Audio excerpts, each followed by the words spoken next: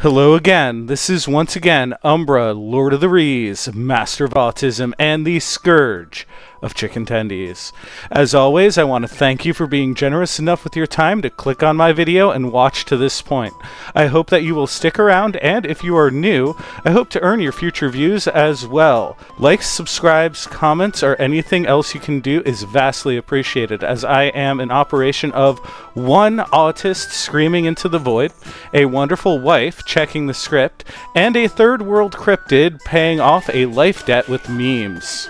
Individually, we are weak, like a stick, but together with you, dear viewers, we may one day form a mighty faggot that we will use to hit misbehaviors over the head when they get out of line. Today is a day when I take a swing at someone other than the woke left.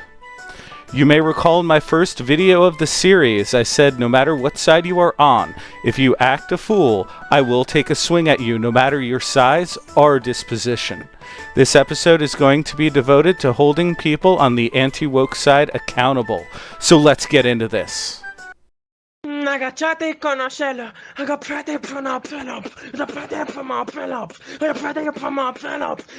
To not bury the lead here, I'm sure everyone here saw the public spat that occurred between Smash JT and Dreadroberts. We had others join in, like Melonie, Mac, and more. To be frank, I do not personally know them as individuals, and this is not an attack on them personally. However, the ideas they propose gave me flashbacks to the 90s. One of the most vicious games is called Mortal Kombat. The objective is to finish off your opponent violently. Oh, won't somebody please think of the children? And not in a good way.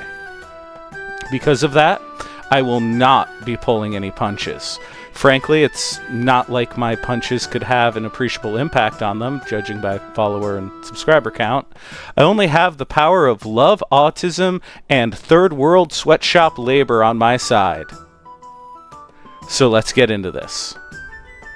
It all started with Pirate_Nation posting a scene from First Descendant of a female character provocatively dancing around in a provocative manner, asking, quote, "Is this what gamers want?" Only for Dreadroberts to respond with this, which I will read. Dreadroberts says, quote, "Any person with a modicum of decency would say, no, this is not where the future of gaming should be headed. The constant promotion of half-naked women as the greener side of gaming is getting ridiculous, and I'm beginning to think that these people who say they want to save gaming don't actually want to save it. So many claim to care about morals and the future generations and not giving an inch of progress to devs who push woke ideology or whatever else, but then they'll turn around and tell young men and women to support titles that throw this stuff in your face. Most of what I've seen for months now from these accounts are butt cheeks and cleavage. Seriously, how is this making gaming better? All we're doing is pushing normies in the same direction but on a parallel track. People may argue, we just want to push back on ugly women agenda, just trying to make a point to the lefty weirdos. Okay, so where do we draw the line then? Because there doesn't appear to be one. This is why I say we need real adults with real ambitions, aspirations, and a mature outlook on the future to lead the charge in this industry. People who have their priorities straight and their arousal in check. Now, this right here is exactly what I was talking about when I said the right may be the enemy of our enemy, but not necessarily our friend. There are two distinct wings to the anti-woke movement. The anti-censorship side of the house, and the actual right authoritarians who want the power to censor themselves. Once they find a way to get a hold of that cudgel, they will use it as they see fit. They will take the ring and rather than cast it into the fire, use it to rule. Tolkien, the motherfucking Chad and goddamn genius, continues to be pertinent no matter what side of the aisle we are fighting on. Seriously, if I can only be 25% of the Chad he was, I would be happy. Let's break down this post so you can see the language used and see what I mean. He says, quote, "This is not where the future of gaming should be headed. This alone shows that he feels some ability to control the direction of gaming and what will and won't be allowed. The third group of text, when he says people care more about morals in future generations, he utterly misunderstands what that actually means. The morals I fight for, and the ones that I believe others are fighting for, is for freedom from censorship. The ability to let a game come out that is the full vision of the creative minds behind it, that are not forced, cajoled, or coerced into silence are changing things. This isn't about saving or protecting children from wokeism. That is an entirely separate, though tangentially related, fight entirely. This is about us wanting to see these ideas treated equally and fairly by the market, and being allowed to choose not to participate. The reason we are even revolting against the woke to begin with is because they tried to take our ability to choose away from our games. Our games, their choice. Where do we draw the line is poignant because it is essentially asking, where does the censorship I want start? This is further substantiated in other posts. Quote, we can't conform to the other extreme. End quote. What is the other extreme? The other extreme, if it were actually an extreme, would be mandating sexy characters. Not just saying there can be, but making it so there must be. Instead of just saying, let there be some. It's an attempt, intentional or not, to paint the other side as being just as bad, so we should accept his solution, the one not mentioned but clearly alluded to. Censorship. People calling out for something they want is called market demand. You think I didn't think of that? Of course I thought of that. If the market demands it, like it or not, that's what the market will get. It's summed up right here with AI Emerald's post. Quote, this is how the 1990s Christian right felt about video games and allied with pro-censorship feminists. History repeats itself.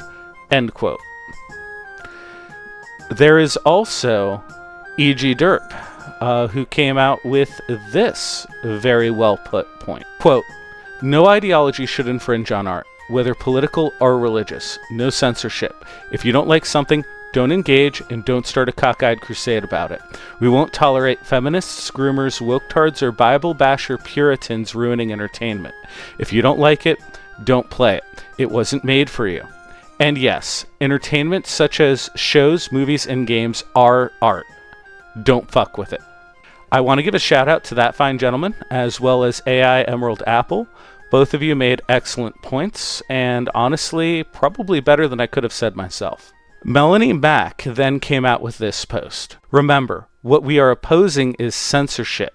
The uglification of actual noted characters for feminist good boy points, or the removal of good-looking characters, once again, for feminist good boy points. What she said was as follows, from Melonie Mack, quote, I agree with this take. I've been fighting with y'all against the woke mob turning female characters into troons, and I like characters to look attractive, but I don't want to be lumped in with those pushing for practically softcore porn in character design.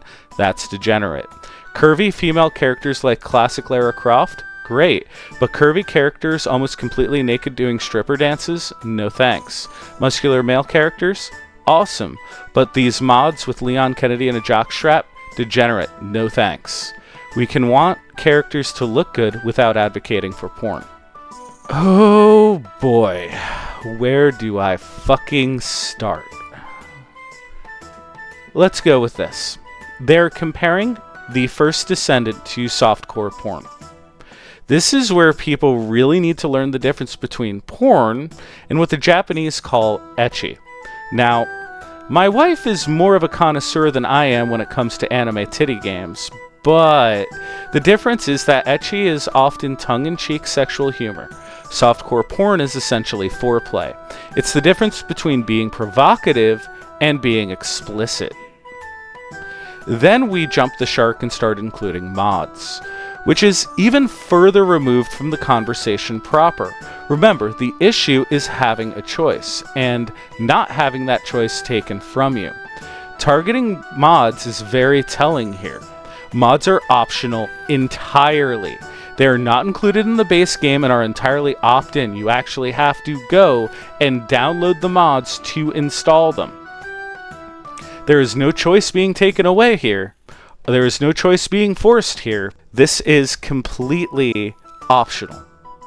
The only purpose to even bring them up in this situation is to suggest that they should be controlled. And with the latest stuff we've been dealing with Nexus, I think we're all kind of done with that. This is a reminder that people like this are not your friends. While I am not condemning the individuals behind these stances, I am condemning their stances. The moment they get a chance to seize the One Ring, they will doom us all to a cycle of censorship yet again. Age-gate it, put it behind ratings, put it behind paywalls, whatever else you should do, but for the love of fucking God, if one more person starts calling for my shit to be censored, I will lose my fucking mind. The fight against censorship is a noble one. It's a fight against the artificial limits that bind us. Just because you are defending something does not mean you necessarily approve of that thing. It's something called taking a principled stance. The fact that they dismissively call us gooners and coomers for daring to want uncensored content goes to show not only do they have no respect for principles, but they are entirely willing to pull the same shaming tactics as the left. Whatever you do, no matter who you are, do not let people shame you from enjoying what you love, what you have passion for. Because above all else, no matter what they try to do or say to shame you with, having passion is nothing to ever be ashamed of.